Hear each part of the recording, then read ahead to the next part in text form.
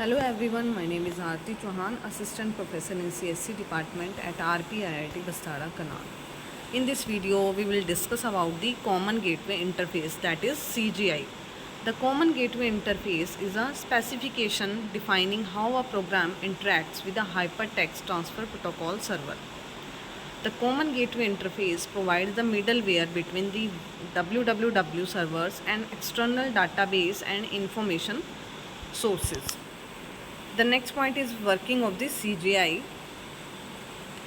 Here you can see in the diagram the web browser, server, CGI programs and database. Here the web browser requests to the server through the HTTP request, and then the server requests to the further CGI programs for the query, and then CGI programs through the query further request to the database, and then database responds the request of the CGI program to the CGI program, and then CGI program send the request or response of the query to the server, then server send the response to the web browser.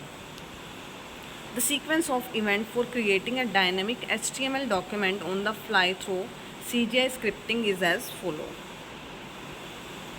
The first point is a client makes an HTTP request by means of URL. As I discussed in the diagram, this URL could be typed into the location window of the browser, and the hyperlink or be specified in the action attribute of an HTML form tag. The second point is from the URL, the web server determines that it should activate the gateway program listed in the URL and send any parameters passed via the URL to that program. The third point is the gateway program processes the information and returns HTML text to the web server. The server in turn add a MIME header and return the HTML text to the web browser. Then the web browser displays the document received from the web server. Thank you.